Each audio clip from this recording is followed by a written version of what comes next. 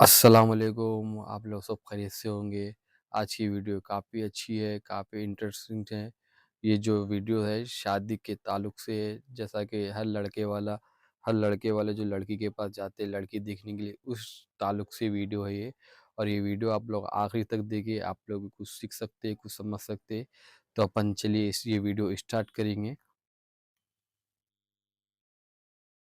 دوستو، جب کسی لڑکی یا عورت سے شادی کرنے کا ارادہ ہو تو اسے شادی کا پیغام دینے سے پہلے معلوم کر لینا بہتر ہے کہ اس کے لیے کسی اور شخص نے پہلے سے پیغام تو نہیں دیا ہے یا کسی سے رشتے کی بات تو نہیں چل رہی ہے۔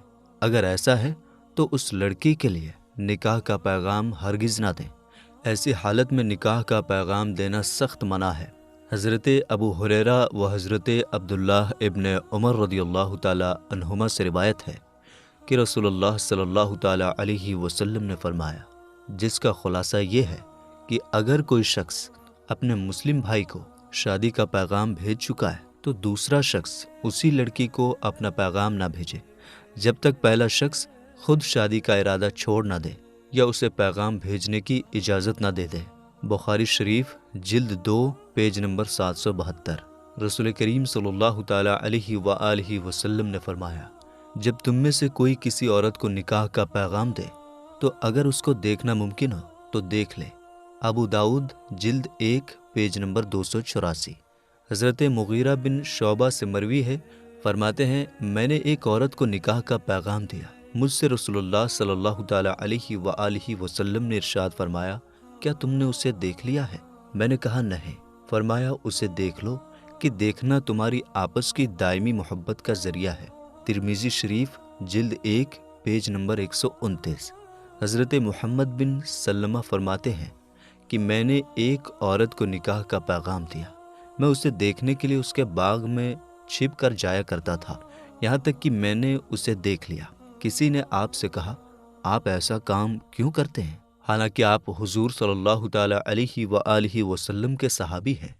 میں نے اسے جواب دیا کہ ہم نے رسول اللہ صلی اللہ تعالی علیہ وآلہ وسلم کو ارشاد فرماتے ہوئے سنا ہے، جب اللہ تعالیٰ کسی کے دل میں کسی عورت سے نکاح کی خواہش ڈالے اور وہ اسے پیغام نکاح دے تو اس کی جانب دیکھنے میں کوئی حرج نہیں۔ ابن ماجہ پیج نمبر 134۔ حضرت عائشہ رضی اللہ تعالی عنہا فرماتی ہیں کہ حضرت جبرائیل علیہ السلام میری تصویر لال ریشم کے کپڑے میں لپیٹ کر حضور پاک صلی اللہ تعالی علیہ وآلہ وسلم کے پاس لے کر آئے اور آپ سے فرمایا، یہ آپ کی اہلیہ ہے دنیا اور آخرت میں۔ ترمذی شریف جلد 2 پیج نمبر 226۔ جس عورت سے شادی کرنے کا ارادہ ہو تو شادی کا پیغام دینے سے پہلے اسے دیکھ لینا مستحب یعنی اچھا ہے، کیونکہ اگر دیکھنے کے بعد وہ پسند آ جائے تو شادی کے بعد آپس میں محبت اور بڑھے گی۔ حضرت امام غزالی علیہ الرحمہ فرماتے ہیں، عورت کا حسن یعنی خوبصورتی محبت اور اپناپن بڑھانے کا ذریعہ ہے، اس سے شادی سے پہلے عورت کو دیکھ لینا سنت ہے۔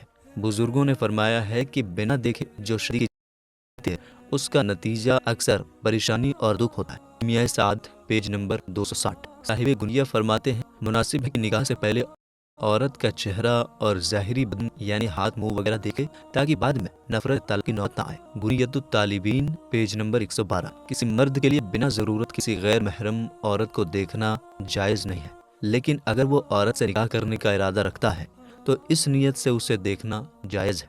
حدیث شریف میں ہے، جس عورت سے نکاح کرنا چاہتا ہو اسے دیکھ لے، کیونکہ یہ محبت بڑھانے کا ذریعہ ہے۔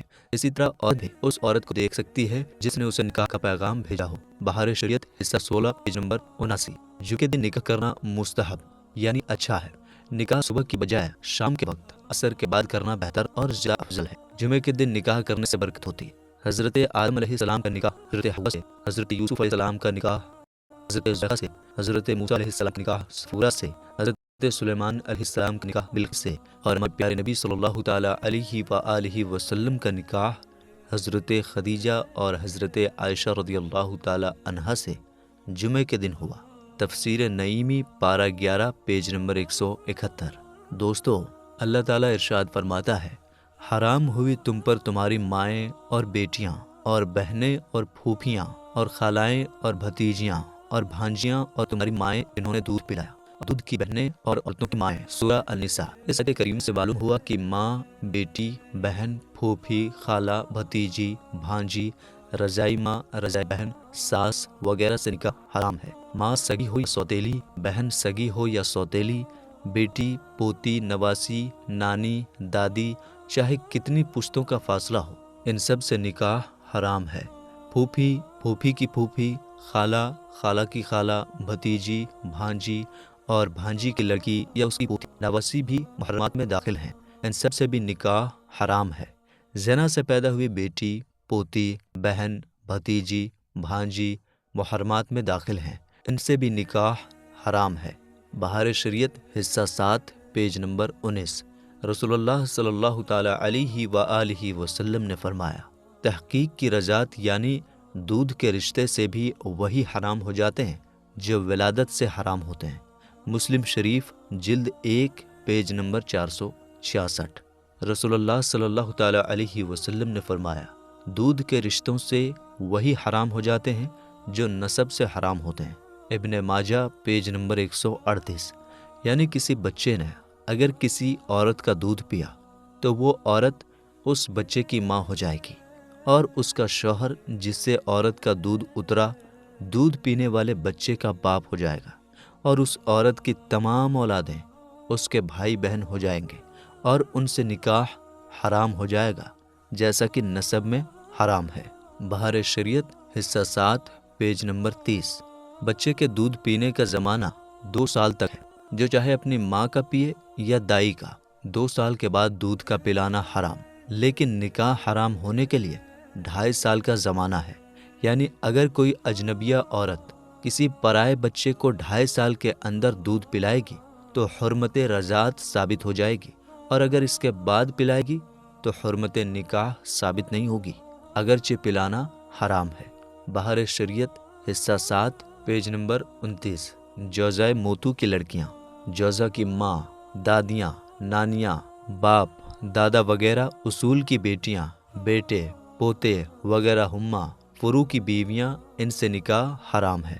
جس عورت سے زنا کیا اس کی ماں اور لڑکیاں اس پر حرام ہیں، یوں ہی وہ زانیہ عورت اس شخص کے باپ دادا اور بیٹوں پر حرام ہے، ان سے نکاح نہیں ہو سکتا۔ یوں ہی مرد و عورت میں سے کسی نے ایک دوسرے کو شہوت کے ساتھ چھوا تو اس سے حرمت مصاہرت ثابت ہو جائے گی، یعنی عورت کی ماں اور لڑکیاں مرد پر اور مرد کے باپ دادا عورت پر حرام ہو جائیں گے۔ اگر کسی مرد اور عورت نے ایک دوسرے کو شہوت کے ساتھ چھوا تو اس سے حرمت مصاہرت ثابت ہو جائے گی۔ اس کا مطلب یہ ہے کہ اس عورت کی ماں اور لڑکیاں اس مرد پر اور اس مرد کے باپ اور دادا اس عورت پر حرام ہو جائیں گے۔ بہار شریعت حصہ 7 پیج نمبر 28۔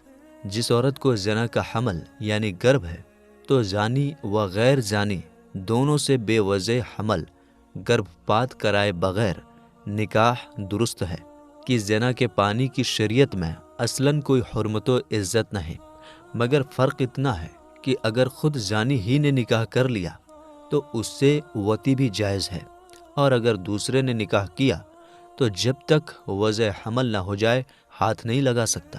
فتاوی رضویہ جلد 5 پیج نمبر 225۔ رسول اللہ صلی اللہ تعالی علیہ وآلہ وسلم نے فرمایا، کوئی شخص بھتیجی اور اس کی پھوپھی کو، بھانجی اور اس کی خالہ کو نکاح میں جمع نہ کرے۔ حضور پاک صلی اللہ تعالی علیہ وآلہ وسلم نے بھتیجی اور پھوپھی، بھانجی اور خالہ کو نکاح میں جمع کرنے سے منع فرمایا۔ مسلم شریف جلد 1 پیج نمبر 452۔ عورت کی بہن چاہے سگی ہو یا رضائی، بیوی کی خالہ یا پھوپھی چاہے سگی ہو یا رضائی، ان سب سے بیوی کی موجود میں نکاح حرام ہے۔ یوں ہی اگر بیوی کو طلاق دے دی ہو تو جب تک اس کی عدت ختم نہ ہو جائے اس کی بہن، پھوپھی، خالہ وغیرہ سے نکاح باطل ہے۔ 4 عورتوں کے نکاح میں ہوتے ہوئے 5ویں سے نکاح باطل ہے۔ ہجرہ، جس میں مرد و عورت دونوں کی علامت نشانیاں پائی جائیں اور یہ ثابت نہ ہو کہ مرد ہے یا عورت، اس سے نہ مرد کا نکاح ہو سکتا ہے نہ عورت کا۔ اگر کیا گیا تو نکاح باطل ہوگا۔ مرد کا پری سے یا عورت کا جن سے نکاح نہیں ہو سکتا۔ بہار شریعت حصہ 7 پیج نمبر 5۔ شادی بیاہ کے موقع پر دولہا کو سجانا اور اس کے سر پر صحرا سجانا مباح ہے، اس میں کوئی حرج نہیں۔ رہا دلہن کو سجانا، اس کو زیورات سے سجانا اور ہاتھ پاؤں میں مہندی لگانا مستحب اور ثواب کا کام ہے کہ یہ عورت کے لیے زینت ہے۔ سرکار دو جہاں صلی اللہ تعالیٰ علیہ وآلہ وسلم نے فرمایا، عورتوں کو چاہیے کہ ہاتھ پاؤں پر مہندی لگائیں تاکہ مردوں کے ہاتھ سے مشابہ نہ ہوں۔ ایک حدیث پاک میں ارشاد ہوا، زیادہ نہ ہو تو ناخن ہی رنگین رکھے۔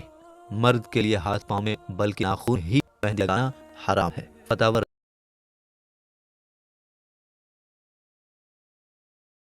ناخن ہی رنگین رکھے، مرد کے لیے ہاتھ پاؤں میں بلکہ ناخن ہی میں مہندی لگانا حرام ہے۔ فتاوی رضویہ جلد 9 پیج نمبر 6۔ اسی طرح دلہا کو سجاتے وقت اس کے دوست و احباب کو چاہیے کہ یہی دعا دیں۔ شادی ہونے کے بعد دلہا کو اس کے دوست و احباب اور دلہن کو اس کی سہیلیاں مبارکباد اور برکت کی دعا دیں، یہ بہتر ہے۔ جب کوئی شخص نکاح کرتا تو حضور پاک صلی اللہ تعالیٰ علیہ وآلہ وسلم اس کو مبارکباد دیتے ہوئے اس کے لیے دعائے خیر فرماتے، بارک اللہ لکا و بارک علیکا و جمع بینکما فی خیر۔ ترجمہ، اللہ تعالیٰ تمہیں مبارک کرے اور تم پر برکت نازل کرے اور تم دونوں میں بھلائی رکھے۔ ابو داؤد پیج نمبر 290۔ جب کوئی شخص اپنی لڑکی کی شادی کرے تو رخصتی کے وقت اپنی لڑکی کو اپنے پاس بلائے، اس کے بعد ایک پیالے میں تھوڑا سا پانی لے کر یہ دعا پڑھ کر پیالے میں دم کرے، اللہم انی اعیذھا بکا وذریتھا من الشیطان الرجیم۔ اے اللہ، میں اس لڑکی کو اور اس کی ہونے والی اولاد کو تیری پناہ میں دیتا ہوں شیطان مردود سے۔